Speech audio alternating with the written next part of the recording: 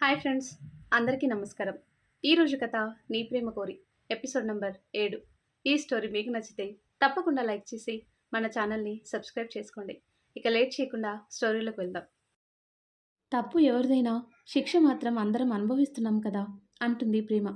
అవును వదినా, కానీ ఆ రోజు మీకు అది తప్ప వేరే దారి లేదు కదా, అందుకే పీటల మీద అన్నయ్య ఆ నిర్ణయం తీసుకున్నాడు అంటాడు ఆకాష్. ఇంతలో ఇల్లు రావటంతో కార్ ఆపుతాడు ఆకాష్. ఆకాష్ దిగి ప్రేమ వైపు డోర్ ఓపెన్ చేసి పట్టుకుంటాడు. ప్రేమ కార్ దిగి ఆకాష్ వైపు చూసి నవ్వి అక్షయ్ పక్కన నించుని అక్షయ్ చెయ్యి పట్టుకుంటుంది. ఇద్దరూ ముందుకు నడుస్తుంటే ఆకాష్ వాళ్ళ వెనక నడుస్తూ గుమ్మం దగ్గర ఆగుతారు. ఏమైంది వదినా, పద లోపలికి అంటాడు ఆకాష్. పెళ్ళయి 2 ఏళ్ళైనా ఇంటికి రావటం మొదటిసారి కదా ఆకాష్ అంటుంది ప్రేమ. అందుకేగా హారతి రెడీగా ఉంది అంటూ వస్తుంది ఒక అమ్మాయి. తనని చూడగానే భూమి అని ఆశ్చర్యపోతుంది ప్రేమ. హా, భూమినే అక్క అని కుంకుమ నీళ్లు తిప్పి బొట్టు పెట్టి ప్రేమని కుడికాలు పెట్టి రా అక్క అని చెప్పి లోపలికి పంపి ఆ నీళ్ళని బయటపడేసి లోపలికి వెళ్తుంది భూమి.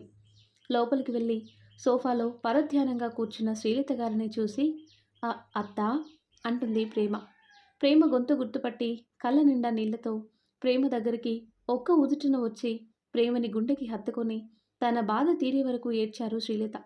కాస్త తేరుకున్నాక ప్రేమ ముఖాన్ని 2 చేతుల్లోకి తీసుకుని నుదుటిపై ముద్దు పెట్టి ఇన్ని రోజులకి అత్త గుర్తొచ్చిందా అంటుంది శ్రీలత. శ్రీలత గారి కళ్ళ నుండి జారిన నీటిని తుడుస్తూ సారీ అత్త అంటుంది ప్రేమ. మిమ్మల్ని వదిలి దూరంగా మేం కూడా సంతోషంగా లేమత్తా అంటుంది ప్రేమ ఏడుస్తూ. ప్రేమ కంట్లో నీళ్లు చూడగానే కడుపుతో ఉన్న పిల్లవి ఇలా ఏడిస్తే నా మనవడికి మంచిది కాదు అని ప్రేమని ఓదారుస్తూ తను కూడా కొంచెం తేలికపడి అక్షయ్ని కూడా దగ్గరికి తీసుకుని అమ్మని చూడాలని అనిపించలేదా కన్నా అంటుంది శ్రీలత. అనిపించిందమ్మా, నీ దగ్గరికి రావాలని నిన్ను చూడాలని నా మనసు ఎంత తప్పించిపోయిందో ఆ దేవుడికే తెలుసు అంటాడు అక్షయ్. మరెందుకురా రాలేదు అని అడుగుతుంది శ్రీలత. వద్దామనే అనుకున్నామమ్మా, కానీ నాన్నకి నా మొహం ఎలా చూపించాలో తెలియలేదు అంటాడు అక్షయ్. నా వల్ల నాన్న ఇచ్చిన మాట నిలబెట్టుకోలేక వాళ్ళకి క్షమాపణ చెప్పాల్సి వచ్చింది. అది ఇంకా నన్ను కాల్చేస్తుందమ్మా. కానీ ఆ రోజు ప్రేమని పెళ్లి చేసుకోకపోయి ఉంటే నేను బ్రతికున్నా చచ్చిపోయినా ఒకటే అనిపించిందమ్మా. అందుకే తప్పని పరిస్థితుల్లో నాన్న మాట కాదని ఆ నిర్ణయం తీసుకున్నాను అంటాడు అక్షయ్.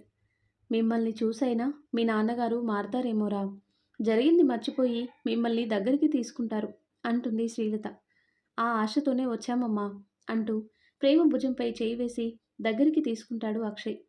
హోహో, మీ ఎమోషనల్ సీన్ అయిపోయిందా అంటుంది భూమి అక్కడ వాతావరణాన్ని తేలికపరుస్తూ. హా అంటూ నవ్వుతుంది ప్రేమ.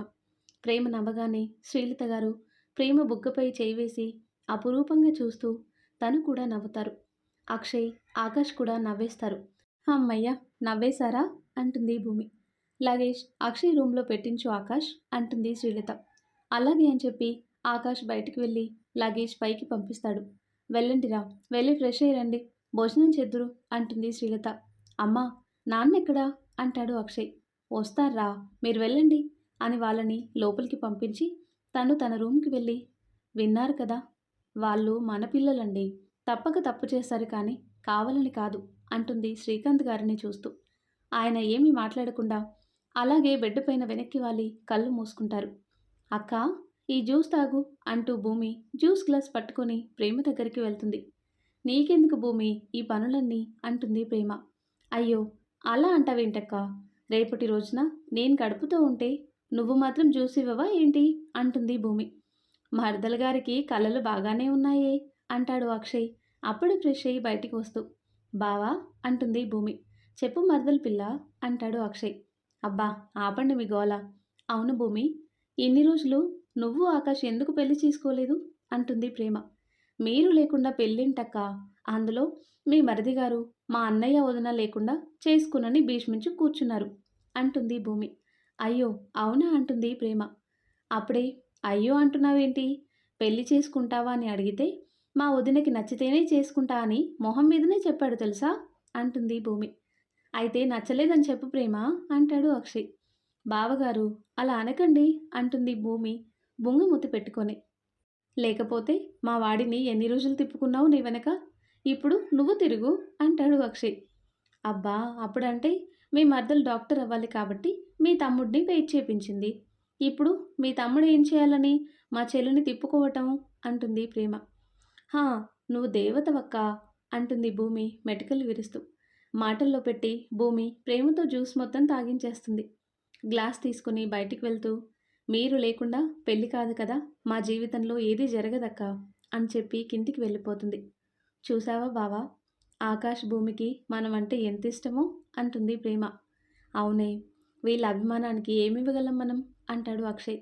ఏమివ్వటం ఏంటి బావా, ఒకరికి ఒకరినిచ్చేస్తే సరి అంటుంది నవ్వుతూ. అక్షయ్ కూడా నవ్వి శ్రీమతి గారు సెలవిచ్చాక ఇంకో మాటుంటుందా అంటాడు. మా ఆయన బంగారం అంటుంది ప్రేమ అక్షయ్ గుండెపై వాలుతూ. భూమి మళ్ళీ వచ్చి అక్క, బావా భోజనానికి రండి అని చెప్పి వెళ్ళబోతుంటే భూమి ఒక నిమిషం ఆగు అంటాడు అక్షయ్. భూమి వెనక్కి వచ్చి ఏంటి బావా? అక్షయ్ కాసేపు ఆలోచించి నాన్న ఇంట్లోనే ఉన్నారు కదా అంటాడు. భూమికి ఏం చెప్పాలో తెలియక తడబడుతూ అది అది అనగానే మాకు అర్థమైందిలే భూమి, నువ్వు పద మేము వస్తాము అంటుంది ప్రేమ. ఆ తర్వాత కట్ చేస్తే వదిన, ప్రేమ అక్షయ్ ఎలా ఉన్నారు అంటుంది దేవకి శ్రీలతతో ఫోన్ మాట్లాడుతూ. హా, బాగున్నారు వదిన, ప్రేమ ఇంకా నిండుగా అయింది అంటూ ప్రేమ అక్షయ్ గురించి చెప్తూ ఉంటారు శ్రీలత గారు. ఆ మాటలు వింటూ కూతురిని ఊహించుకుంటూ కంటితడి పెట్టుకుంటారు దేవకి గారు. అన్నయ్య ఏం అనలేరా వదినా అంటూ శ్రీకాంత్ గారి గురించి కూడా అడుగుతారు దేవకి. ఆయనైతే పిల్లలతో మాట్లాడట్లేరు వదినా, కనీసం వాళ్ళకి కనిపించలేరు కూడా అంటుంది శ్రీలత. మీ అన్నయ్యకు కూడా వాళ్ళతో మాట్లాడటం ఇష్టం లేదు అని నిన్న తెగేసి చెప్పారు అంటూ శ్రీధర్ గారి గురించి చెప్తారు దేవకి. చూద్దాం వదినా, ఎన్ని రోజులు మాట్లాడకుండా ఉండగలరో, పిల్లలతో పంతం కొన్ని రోజులే ఉంటుంది అంటారు శ్రీలత గారు. నేను అలా అనుకునే స్థిమితపడ్డాను వదినా అని మాట్లాడి శ్రీధర్ గారు రావటంతో మళ్ళీ మాట్లాడుతూ వదినా అంటూ కాల్ కట్ చేస్తారు దేవకి. ఆ రోజు రాత్రి శ్రీకాంత్ గారు హాల్లో కూర్చున్నారు. అక్షయ్ బయటికి వెళ్ళటంతో ప్రేమ వెళ్ళి ఆయన ముందు నించొని ఆయన కాళ్ళకి నమస్కారం చేస్తూ ఆశీర్వదించండి మావయ్య అంటూ వంగుతుంది. ఆయన లేచి అక్కడి నుండి వెళ్ళిపోతారు. ప్రేమ ఆయన వెనకే వెళ్ళి మమ్మల్ని క్షమించండి మావయ్య అంటుంది. ఆయన సైలెంట్గా గార్డెన్లో కూర్చుని కళ్ళు మూసుకుంటారు. ప్రేమ ఆయన కాళ్ళు పట్టుకొని మేం చేసింది తప్పే మావయ్య, కానీ తప్పలేదు అంటుంది. ప్రేమ ఎంత మాట్లాడినా ఆయన తిరిగి సమాధానం ఇవ్వకపోవటంతో ఏడుస్తూ అక్కడే నించుంది. భూమి వెళ్ళి జరిగిన విషయం శ్రీలత గారికి చెప్పగా ఆవిడ వెళ్ళి ప్రేమని ఇంట్లోకి తీసుకొచ్చి అసలు నీకు బుద్ధుందా, బయట ఎంత చలిగా ఉంది, ఆయనకి పిల్లల మీద పంతంతో చలి ఎండ ఏమీ తెలియకుండా ఉన్నారు, నువ్వు అలా కాదు కదా, కడుపుతో ఉన్నావు, అలా చలిలో నించుంటే నీ బిడ్డ పరిస్థితి ఏంటి అని ప్రేమపై అరుస్తుంది. మావయ్య నాతో మాట్లాడకుండా ఎప్పుడూ లేరతయ్యా, ఇప్పుడు నేనిలా ఉన్నాను అని తెలిసి కనీసం ఒక్కసారి కళ్ళతో అయినా చూస్తారనుకున్నాను అంటుంది ఏడుస్తూ. శ్రీలత గారు ప్రేమని దగ్గరికి తీసుకుని మీ మావయ్య కోపం నీకు తెలీదా, అన్నీ అవే సర్దుకుంటాయి, నువ్వివేమీ ఆలోచించకు, ఇలా బాధపడకు అని సర్ది చెప్పి భూమినిచ్చి పైకి పంపిస్తారు.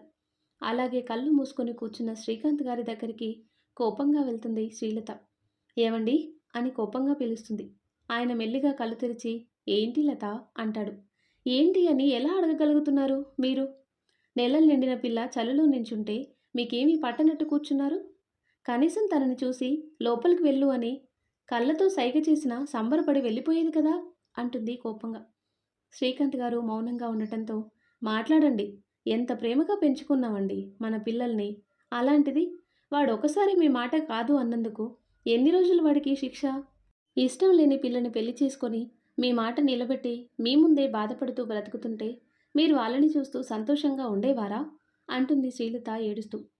నేను వాడిని అడిగే కదా వాళ్ళకి మాటిచ్చాను, అప్పుడు చెప్పని వాడు పెళ్లిపీటల మీద ఆ అమ్మాయిని కాదు అని ప్రేమ మెడలో తాళి కడితే దానికి అర్థం ఏంటి లత, వాడు నన్ను అందరి ముందు అవమానించాలి అనుకున్నాడు, అలాగే చేశాడు నీ కొడుకు, వాడికి ఒత్తాసు పలుకుతూ వాడి చెయ్యి అందుకొని వాడితో వెళ్ళింది నీ కోడలు అంటారు శ్రీకాంత్ గారు. అలా అనకండి, వాడు చెప్పేది కూడా ఒకసారి వినండి అంటుంది శ్రీలత. లత ఇంకాపు, ఈ విషయం మాట్లాడాలి అనుకుంటే నాతో మాట్లాడకు అనేసి అక్కడి నుండి వెళ్ళిపోతారు. అప్పుడే ఇంటికి వచ్చిన అక్షయ్, ఆకాష్ వీళ్ళ మాటలు వింటారు. అక్షయ్ బాధపడుతూ శ్రీలత గారిని చూస్తాడు.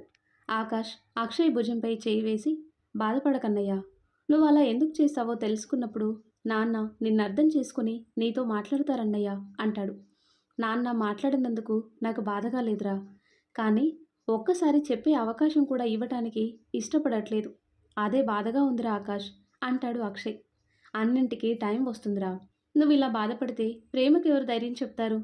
దానికోసమైనా నువ్వు నవ్వుతూ ఉండు కన్నా అంటారు శ్రీలత గారు. అవును బావా, అక్క కోసమైనా మీరు ఇలా బాధపడకుండా ఉండండి అంటుంది భూమి అప్పుడే అక్కడికి వస్తూ. వాళ్ళ మాటలు నిజమే అని మనసు తేలికపరుచుకొని లోపలికి వెళ్తాడు అక్షయ్.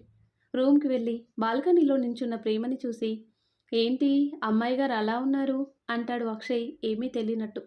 అక్షయ్కి విషయం చెప్పి బాధ పెట్టడం ఇష్టం లేక, ఏం లేదు బావా, ఇంకా నువ్వు రాలేదనే చూస్తున్నా అంటుంది నవ్వుతూ. జరిగింది తనకి చెప్పటం ఇష్టం లేదు అని అర్థం చేసుకుని అక్షయ్ కూడా ఏమీ అడగకుండా ఫ్రెష్ అవ్వటానికి వెళ్ళిపోతాడు. ఇంతలో శ్రీలత గారు వచ్చి, ప్రేమ భోజనం చేదురా అని పిలుస్తుంది. అయ్యో అత్త, నువ్వెందుకొచ్చావు? నేనే వచ్చేదాన్ని కదా అంటుంది ప్రేమ. ఏం కాదులేవే, నేను బాగానే ఉన్నాను కదా. అయినా కోడల కోసం తిరిగితే ఏమీ కాదు అంటుంది నవ్వుతూ. ప్రేమ కూడా నవ్వి, అత్త మామయ్య తిన్నారా అని అడుగుతుంది. లేదు, ఆయనకి కొంచెం టైం పడుతుందంట, మనల్ని తినమన్నారు అంటుంది శ్రీలత. మామయ్యతో కలిసి తినాలని అనిపిస్తుందత్తా. చాలా రోజులు అయింది మామయ్యతో కలిసి తిని అంటుంది ప్రేమ. ఏం చెప్పాలో తెలియక, ముందు నువ్వు పద అని తనని కిందికి తీసుకువెళ్తుంది శ్రీలత. ఆ తర్వాత కట్ చేస్తే, మావయ్య లోపలికి రావచ్చా అంటూ వెళ్తుంది భూమి. రామ్మా అంటారు శ్రీకాంత్ గారు. భోజనం చేద్దాం రండి మావయ్య అని అడుగుతుంది భూమి. మీ అత్తయ్య పిలిస్తే రాలేదని నిన్ను పంపిందా అంటారు శ్రీకాంత్ గారు. లేదు మావయ్య, అత్తయ్య నన్ను పంపించలేదు, నేనే వచ్చాను అంటుంది. నేను తర్వాత తింటాను, మీరు తినండమ్మా అంటారు శ్రీకాంత్ గారు. మామయ్య, మీకు తెలుసా, రోజు మొత్తంలో ఎన్ని పనులున్నా రాత్రి భోజనం వేళ మా నాన్న మా ఇంటికి వచ్చేవారు. మీరు అలా పంపేవారు. మా నాన్న మాతో ఏం చెప్పేవారో తెలుసా? మా సార్ గారు చాలా గొప్పవారమ్మా. రోజు అంతా ఎంత పనిలో ఉన్నా ఒక పూట భార్య బిడ్డలతో కలిసి భోజనం చేయాలని మీరు అనేవారంట కదా. మరి మీరే ఇలా ఒంటరిగా తినటం ఏంటి మామయ్య? మీకు కోపం ఉంది అక్క బావ పైన కదా. మేమందరం ఏం చేశాం మామయ్య? మా కోసం రండి ప్లీజ్ అని బ్రతిమాలి ఎలాగో ఆయనని ఒప్పించి తీసుకెళ్తుంది. శ్రీకాంత్ గారు రావటం చూసి అందరూ లేచి నించుంటారు. భూమి అందరికీ వడ్డించి తను కూడా కూర్చుని భోజనం చేస్తూ ఉంటుంది. ఎంత వద్దు అనుకున్నా శ్రీకాంత్ గారి మనసు అక్షయ్ ప్రేమలని ఒకసారి చూడు అంటుంది. కానీ బ్రెయిన్ వద్దు అని మొరాయిస్తుంది. తన కళ్ళు ప్రేమ వైపు చూస్తాము అంటూ మారం చేస్తున్నాయి. అప్రయత్నంగా కళ్ళు ప్రేమ వైపు వెళ్ళిపోయాయి. కడుపుపై ఒక చెయ్యి పెట్టుకుని ఇంకో చేత్తో అన్నం తింటున్న ప్రేమ మొహం సింధూరంతో కలకలలాడుతుంది. మెడలో నల్లపూసలు, చేతులకి గాజులతో చూడు ముచ్చటగా ఉంది. తనని చూస్తూ ఉంటే మనసు తనతో మాట్లాడేద్దామా అంటుంది. ఇక తన వల్ల ఒక త్వరగా 4 ముద్దలు తినేసి వెళ్ళిపోతారు. అందరూ తినేసి మాట్లాడుతూ కూర్చుంటారు. చాలా థ్యాంక్స్ భూమి అంటాడు అక్షయ్. ఎందుకు బావా అని అడుగుతుంది భూమి. ప్రేమ అడిగిందని నాన్నని భోజనానికి తీసుకొచ్చావు కదా అంటాడు అక్షయ్. పర్లేదు బావా, ఈ టైంలో తన మనసు బాధపడకూడదు. ఒక డాక్టర్గా నా వల్ల అయింది నేను చేశాను అంటుంది. ఏంటి ఇద్దరు కలిసి ఏం గూడు పుటని చేస్తున్నారు అంటుంది ప్రేమ. ఏం లేదక్క, కెరీర్ ఎలా ఉందని అడుగుతున్నారు అంటూ మాట మార్చేసింది భూమి. తనని చూసి నవ్వుకుంటూ పైకి వెళ్ళిపోతాడు ఆకాష్. అందరూ పడుకోవడానికి వెళ్తారు.